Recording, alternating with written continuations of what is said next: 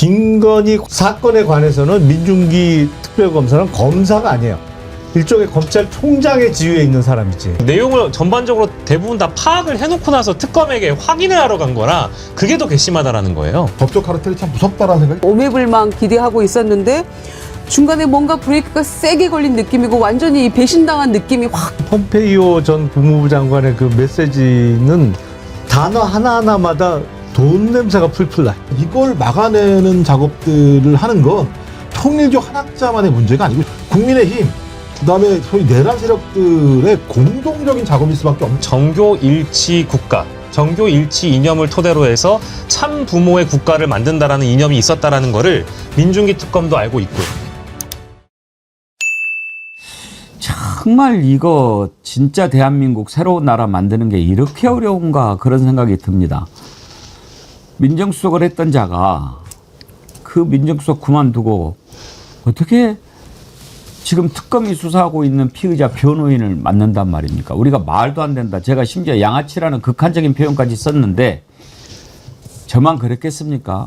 많은 사람들이 비판했겠죠. 그리고 이재명 대통령은 얼마나 속상했겠습니까?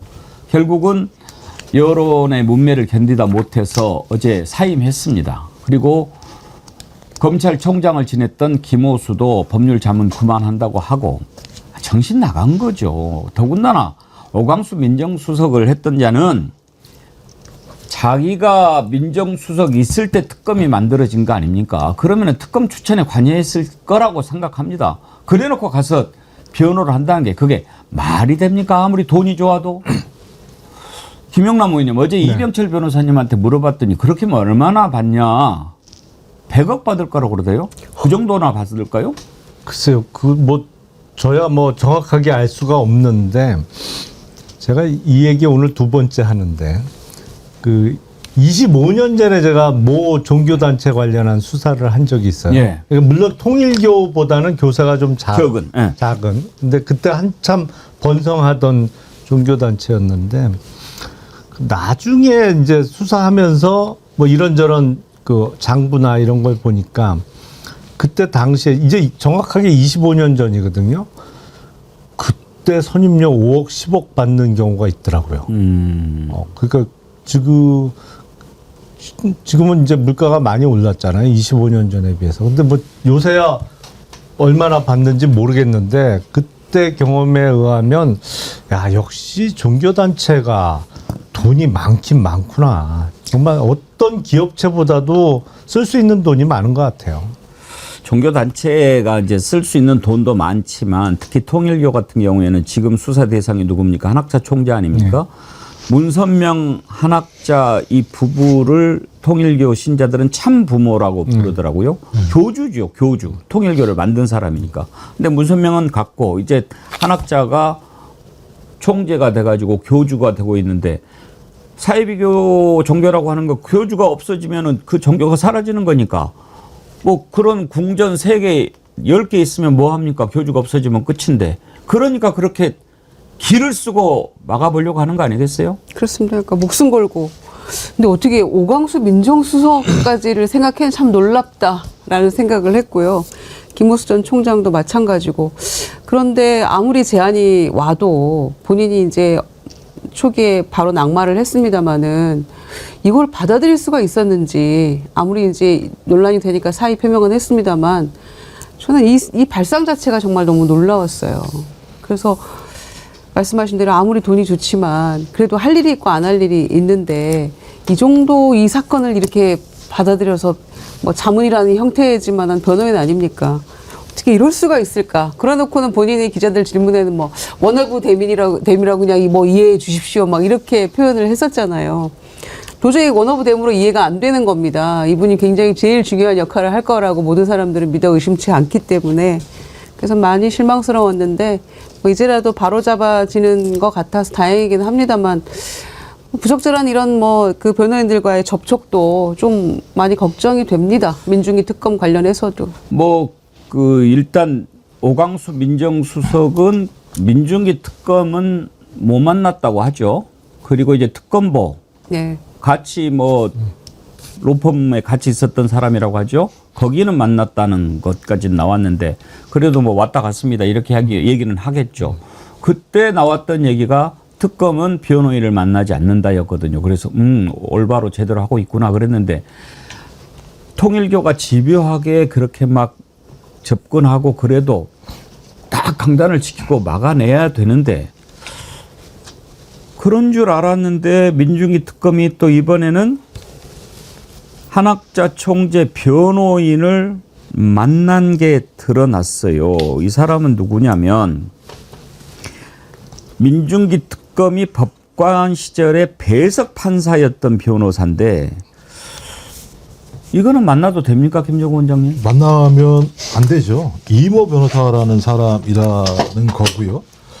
저는 뭐 그 안에서 사건 관련된 얘기를 안 했다고 하더라도 이 사람이 왔을 때에는 그럴 만한 저간의 사정이 있고 그런 역할을 할 것이라는 것을 뻔히 알매도 불구하고 만났고 저는 만났으면 그 만났다는 얘기를 했어야 되는데 나중에 와서야 그것을 시인하는 모습을 보면 특검 같은 경우도 수사 문제와 관련해서 꽤 국민적인 의심을 살 만한 행위를 했다라는 느낌이 드는데 더 큰 문제는 말씀하신 오광수, 김희수 그다음에 김호수 그다음에 이모 변호사 이런 사람들인데요. 특히 오광수 같은 경우는 이런 수임된 변호사진들과 자문 변호사들의 이름을 다 알았다면 내가 왜 여기서 수임을 받았는지 무슨 역할을 하는지 정확히 알았을 거라는 생각이 들거든요.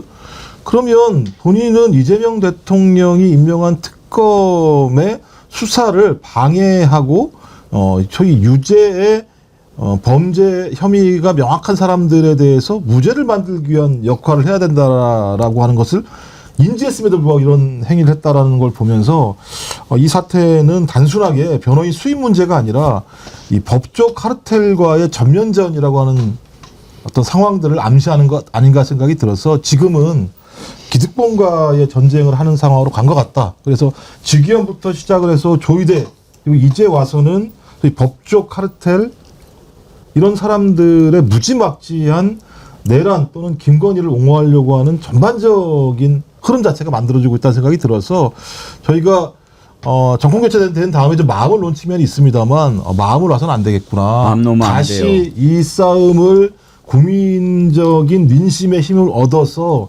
돌파하지 않는다면 전 내란 문제가 어느 순간 중간에 대강 봉합되고 좌초할 수도 있지 않겠는가라고 하는 굉장히 큰 우려심을 갖게 되는 이런 상황입니다. 박영식 에디터님. 예. 지금 이제 특검에서는 이렇게 밝혀요. 이 변호사가 통일교 사건 관련 한 총재 변호인이라는 사실을 민특검한테 알리지 않았다. 안부 등 일상적인 인사만 나눈 것이다. 지금 이 해명을 저는 받아들이기도 어렵고 이렇게 해서는 안 된다고 생각합니다. 지금 특검이 그렇게 한가하게 인사 나누고 찾아오고 차 마시고 그럴 시간 아니잖아요. 그렇죠. 그러면 인사 나눴다고 칩시다. 예를 들어서 예. 제가 민중기 특검이고 박영식 엔카님이 이제 찾아오는 그러면 요즘 어떻게 지내? 그렇게 물어보는 게 처음 아니에요? 그렇죠. 근데 요즘에 한학자 변호인 안 하고 있어요. 이렇게 이야기합니까? 그렇죠. 지금 이제 예시를 잘 들어주셨습니다만 일상적인 안부 인사라는 것은 지금 우리가 이 예상할 수 있는 범주 안의 것이고 지금 언론사들이 확보를 했다라고 하는 통일교의 내부 문건에 따르자면은 이 민특검의 발언을 기반으로 해서 해석을 변호인들이 그 당시에 참여했던 변호인들이 해석을 덧붙여서 대응 보고서를 만들었다라는 거예요. 그래서 민중기 특검이 국민의힘과 통일교 조사에 대해서 골치 아프다고 표현을 했다라는 대목이 등장하고 그 대목은 변호인들 두 사람이 거기 이제 참여를 했었으니까 이거는 증거가 부족하다는 표현이다라고 적시를 해놓습니다. 그리고 또 민중기 특검이 그런 얘기를 했다라는 거죠. 윤영호 씨가 진행 상황을 모두 다 진술을 했기 때문에 한학자 총재에 대한 조사가 불가피하다는 얘기를 이 두 변호사한테 했다라는 거예요. 그러니까 이 대목을 고스란히 보고서에다 적어놓고 그럼 이걸 어떻게 대응을 해야 되느냐고 본인들이 고민을 한 다음에 나왔던 대처는 윤영호의 아내가 재정국장을 맡고 있으니까 이 사람을 사기나 횡령으로 갖다가 엮어버리자. 그래서 국면 전환을 해야 된다라는 이야기를 그 보고서에 써놓습니다. 그랬더니 통일교가 그 방침 그대로 이행해버리거든요. 그러면 이게 일상적인 안부나 대화를 통해서 나눌 수 있는 내용이 아니었고 거기에서 느껴지는 어떤 민중기 특검의 발언의 온도나 정황을 토대로 법률 자문을 통일교 쪽에 해준 거니까 통일교에게 이익이 된 어떤 법률 대응을 하게 된 거를 민중기 특검이 소스를 제공하게 된 겁니다. 이거는 일상적인 안부 대화가 아니죠. 말이 안 되죠. 게다가 추가하면 그 이제 변호인들의 어떤 자문을 통해서 특검 앞에 가서 시위해라 이렇게 된 거예요. 그것도 있죠. 예, 네. 그래서 통일교 교인들이 가서 항의 시위하고 그다음에 또 하나는 그 진술한 뭐 이렇게 왔다 갔다 이제 조사한 사람들이 그 통일교 관계자들이 뭐 나는 내 자발적으로 자의에 의해서 입당한 거다. 누가 뭐 조직적으로 하거나 지시받아서 한 거 아니다라고 사람들이 진술한 것들을 다 고스란히 가지고 있는 거예요. 그렇죠. 이 통일교 변호인들이. 그래서 심지어는 증인들이 다 그렇게 얘기를 하고 있기 때문에 어머니에게로 가는 길이 차단됐다. 이런 것까지가 적시가 돼 있는 거예요. 그런데 윤영호가 시쳇말로 불어가지고 조사는 불가피하게 됐습니다. 이 증인들은 다 이렇게 자발적으로 입당했다고 하는데 말을 해서 잘했는데 윤영호가 얘기한 것 때문에 불가피할 것 같습니다. 걱정입니다. 이런 취지의 이제 보고서를 올렸다는 거잖아요. 그러니까 이게 누구를 통해서 나왔겠어? 특검에서 나온 얘기가 아니겠어요. 와, 국민들이 진짜 신뢰하면서 빨리 이게 제대로 빨리빨리 이 3특검이 정리가 됐으면 좋겠다라고 오매불망 기대하고 있었는데 중간에 뭔가 브레이크가 세게 걸린 느낌이고 완전히 배신당한 느낌이 확 들더라고요, 어제. 근데 그 이모 변호사가 민중기 특검이 판사 시절에 배석 판사였다라고 하는데 검사하고 달리 법원은 이렇게 재판부가 있어가지고 배석 판사가 있잖아요. 네. 이 판사, 재판장하고 배석 판사하고의 관계가 어느 정도입니까? 대단히 밀접하죠. 사실은 검찰 같으면 부장이 있고 그 부 소속 검사가 뭐 청마다 좀 차이는 있습니다만 적어도 4-5명 내지는 뭐 큰 부는 9명, 10명씩 이제 한 부에 검사가 있거든요.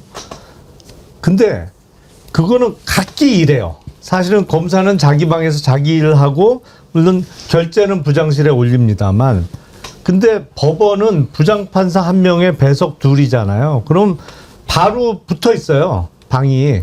그리고 배석 2명은 한 방에 같이 쓰고 바로 옆방에 부장판사가 있는데 늘 점심을 그렇게 3명이 같이 먹으러 다니거든요. 그러니까 항상 같이 움직여요.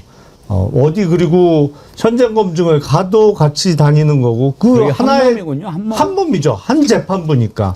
그러니까 배석과 부장으로 근무를 하게 되면 그뿐만 아니라 이제 그 배석 판사가 판결문 초안을 쓰면 부장 판사가 첨삭 지도를 합니다. 이제 이른바 빨간 펜 선생님을 하거든요. 머리 쫙쫙 고쳐주고 하기 때문에 일종의 직장 선후배 내지는 동료 개념보다는 사제지간의 개념이 더 세죠.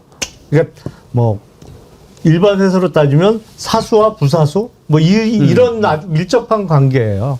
그러니까 인간적으로 친할 수밖에 없는데 민중기 특별검사는 명칭은 검사입니다만 사실은 일선지검에 있는 검사하고는 위상이 완전히 틀려요. 그러니까 사건 변호인이 예를 들어서 지금 민중기 특검에 파견 나가 있는 검사나 아니면 뭐 그 위에 있는 특별검사 보 정도 검사보도 사실 만나기 쉽지 않죠. 뭐 파견 검사 정도는 만날 수 있어요. 왜냐하면 한학재 총재의 소환 일자나 뭐 이런 일정 조율을 위해서도 연락을 주고받을 필요가 있으니까요. 근데 김건희 관련 사건에 관해서는 민중기 특별검사는 검사가 아니에요.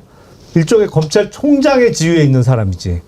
이게 사건 변호인 만나면 안 돼요, 기본적으로. 그러니까 실망스럽습니다. 그러니까 이제 변호인을 만나면 안 되니까 한학재 변호인인 걸 몰랐다. 있다라고 얘기를 아니 근데 하지만 나눈 대화는 사건 얘기 많이 했구만요, 뭐. 그거 안 하고 뭐하러 만나겠어요. 그러니까 보고서 내용 보면 다 사건 관련한 얘기 이런저런 얘기 많이 했는데요. 뭐. 아니 이 변명이 말이 안 되지 않습니까? 그 변호인이 특검보를 만나고 돌아가는 길에 민중기 특검 계신가 하고 들러서 인사하고 갔다 이 얘기인데 그래서 내가 한학조 총재의 변호인은 아니다 이런 얘기를 했다는 건데 이게 말이 됩니까? 그리고 배석 판사였으면은 아니 자네 어쩐 얘기인가 뭐 이렇게 얘기가 나왔을 거 아니에요. 그런데 그러면은 지금 우리가 정말 마음이 불편한 게 내란 세력들 정리하고 김건희 죄 밝혀내고 이제 이렇게 해서 빨리빨리 처벌을 해야 될 텐데 다른 것도 아니고 우리가 특검을 걱정하고 있으면 되겠습니까? 이게 말씀하신 것처럼 초반만 하더라도 속도가 좀 빨라지고 여러 가지 별건 수사를 하니까 야 특검 잘하는데라고 하다가 드문드문 이상한데 특검이 뭔가 좀 여러 가지 사건과 관련해서 태업도 그 내부에는 검사들이 태업하는 사람도 있는 것 같고 수사 문제와 관련해서 더 진전될 부분들이 진전이 안 되는 것도 있는 것 같고 이랬는데 특히 이 민중기 특검이 했던 얘기가 뭐냐면 자기 배석 판사가 왔으면 너 왜 왔어 이렇게 물어봐. 너 여기 뭐하러 왔냐? 그렇죠. 근데 거기에 대해서 아무 얘기도 안 했다는 거잖아요. 자기 배석 판사가 그러면 거짓말하고 많았다는 거잖아요. 자기 부장 판사를 만났을 때, 그러니까 민중기 특검 말에 의하면 그러면 이 변호사라는 사람이 자기가 수임받은 사람에게 오히려 안 좋은 행위를 한 거라고 나중에 결론이 날 수밖에 없는 상황인데 특검이 나 몰랐어 이렇게 얘기한 것 자체가 둘 다 거짓말하고 있다라고 볼 수밖에 없는 거예요. 그러니까 특검도 거짓말하고 거기에 갔다라고 하는 이모 변호사도 거짓말을 하고 있다면 왜 둘은 거짓말을 할까 이 문제와 관련해서. 그렇다면 많은 국민들은 특검이 특히 한학자 총재 문제와 관련해서 뭔가 있는 거 아니야? 라고 의심할 수밖에 없는 거잖아요. 그런 의심이 있으면 특검 수사에 대해서 국민이 신뢰할 수 있겠습니까? 특검 수사에 대해서 신뢰하지 않게 된다면 어떤 결론이 나온다고 하더라도 특검 전체에 대해서 여러 가지 예를 들면 신뢰 기반 자체가 무너졌을 때 저는 이걸 어떻게 감당하려고 하지? 민중기 특검이? 근데 이 행위가 벌어졌는데 그 이후에 한 내용들을 들어봐도 야 아니야 이 사건 몰랐어라고 퉁치고 넘어갈 수 있는 건가라는 고민이 있어서 모르겠어요. 왜 이런 일들이 계속 벌어지고 있는 건지. 그래서 저는 법적 카르텔이 참 무섭다라는 생각이 들 때가 있어요. 저는 사실은 이 사건과 관련해서 통일교를 비롯한 그 종교단체 관련 수사가 이 사건의 분수령이 될 거라고 생각을 했어요. 왜냐하면 제 경험에 의하면 종교단체가 제일 세요. 이른바 뭐 돈이면 돈, 백이면 백, 모든 면에서 제일 세요. 그러니까 가장 어려운 상대예요. 수사하는 입장에서는. 당장 오늘 보세요. 뭐 방금 전에 속보가 떴던데 미국의 국무부 장관을 지냈던 폼페이오가 지금 한학자 총재를 적극 옹호하는 메시지를 내놨잖아요. 이게 뭐겠어요. 그만큼 센 거예요. 이게 국내 영향력뿐만 아니라 해외까지. 그거는 통일교뿐만 아니라 웬만한 이른바 메이저 종교단체는 비슷합니다. 그래서 자칫 잘못하면 여기서 꺾이면 이제 나머지가 엉망되는 거예요. 그래서 이 수사가 완전 분수령이 될 텐데 이거를 잘 넘어가야 이 고비를 잘 넘어가고 이걸 잘 뚫고 가야 그 다음 수사로 쭉쭉 넘어갈 텐데 지금 하여튼 고비는 세게 왔어요. 제가 보기에. 하나만 첨언을 하자면 그 전관 변호인단이 민중기 특검을 만나러 간 거는 저는 뭐 과정 중에 하나라고 보는데 전관 변호인단이 보통 이제 그 공소장이라는 건 국회 보고가 자주 되니까 국회로 공소장 윤영호 세계본부장과 관련된 공소장이 국회에 보고되자마자 전관 변호인단이 자신들이 어떻게 또 그 공소장을 바로 구해냅니다. 그래서 그걸 일단 검토를 하거든요. 윤영호의 공소장에 담겨 있는 내용을 쭉 검토를 하고 이 민중기 특검팀이 통일교의 교리라든지 한학자가 했던 얘기들을 대부분 다 공소장에 이제 기록을 해놓은 것을 인지를 하고 나서 민중기 특검이 한학자 총재를 언제쯤 불러서 조사할 것인지 실제 기소를 어느 정도 할 것인지 판단의 그 여부를 그걸 듣고자 확인하고자 간 겁니다. 그러니까 공소장을 윤영호 거를 본 다음에 그런 다음에 민중기 특검을 만났다라고 보는 것이 합리적이어서 이거는 내용을 전반적으로 대부분 다 파악을 해놓고 나서 특검에게 확인을 하러 간 거라 그게 더 괘씸하다라는 거예요. 그렇죠. 뭐 통일교가 지금 뭔 일을 못 하겠습니까? 야 누가 지금 제일 확실하겠어? 오광수 그래 민정수석 했었지. 이 사람이면 특검 잘 알지 않겠어? 야 그리고 특검이 판사 출신인데 배석 판사 지금 변호사 하고 있는데 막 이런 식으로 다 하겠죠. 그리고 지금 가지고 있는 언론 있잖아요. 한국에는 세계일보, 미국에는 워싱턴 타임스. 뭐 이런 데도 지금 영향력을 막 발휘해서 폼페이오도 그런 거 아니겠습니까? 뭐 그렇겠죠. 뭐 거기 뭐, 미국에도 언론 매체를 갖고 있고 그 사실은 교인뿐만 아니라 이 평소에 관리를 철저하게 했겠죠. 일종의 뭐 좋게 표현해서 관리입니다만 제가 보기에는 폼페이오 전 국무부 장관의 그 메시지는 보면 제가 느끼기엔 단어 하나하나마다 돈 냄새가 풀풀 나요. 그러니까 미국은 진짜로. 합법적 로비가 가능한 데니까요. 네. 그렇게 되는 건데 이제 이 통일교를 돌파해야 되는 가장 중요한 문제는 이 통일교 이 사건 자체가 김건희와 윤석열으로 갔던 뇌물과 명품에 대한 것들을 밝히는 것 아니겠습니까? 근데 그러니까 권성동을 통해서 한학자가 쇼핑백을 줬다고 한 날 그날 윤석열을 만나게 해주는 거잖아요.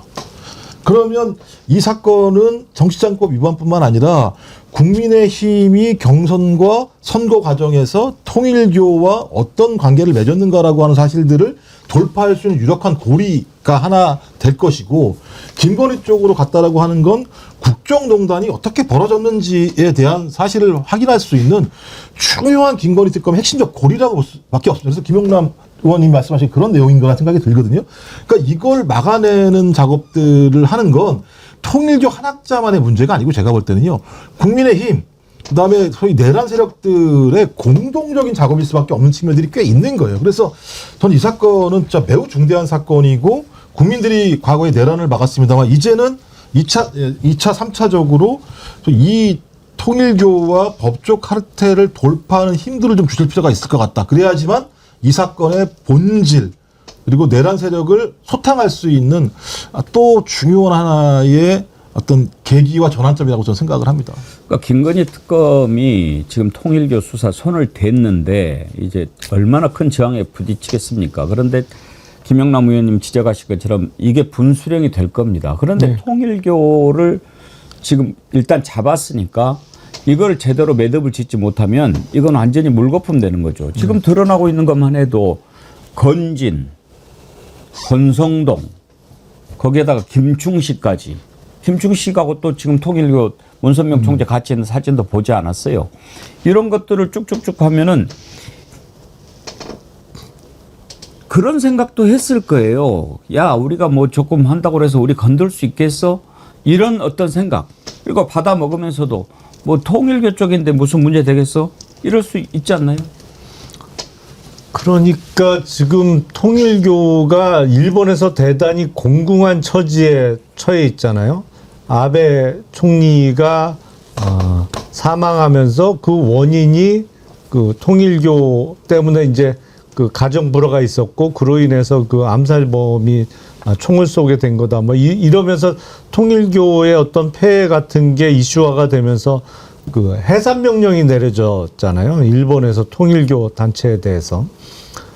그래서 뭐 들리는 얘기로는 일본 내에 있던 통일교에 그동안 축적해 놨던 뭐 어마어마한 거액이 일본을 떠나서 뭐 우리나라로 들어왔다, 뭐 어디로 흘러 들어갔다 이런 소문들이 무성한데 통일교 입장에서는 이 한국에서도 지위가 흔들리면 앞으로 본인들의 어떤 종교단체로서의 위상이 근본부터 흔들릴 수가 있기 때문에 총력전을 다해서 막을 수밖에 없는 상황이고 그렇게 판단하면 사실은 통일교 정도의 재산 규모를 놓고 볼 때 뭐 얼마든지 이른바 돈과 관련해서는 쓸 수 있는 금액이 어마어마한 거죠. 그 위력을 우리가 실감하고 있는 거죠, 사실은. 하여튼 이번에 제가 그래서 이제 특검이 이렇게 좀 부적절한 처신을 한 것에 대해서 지적을 안 할 수가 없지요. 국민들이 걱정하는데 이렇게 큰 저항을 받고 있는데 우리가 또 근데 특검한테 힘을 실어줘야 되는 입장인데 이렇게 부적절한 처신 이런 건 한번 우리가 이럴 때 예방주사다 생각하고 절대 그러면 안 됩니다. 더 단호하게 거절을 했어야지요. 이제 앞으로 더 지켜보겠습니다. 이런 정도로 좀 정리를 하고 밀어주는 것이 어떻겠습니까?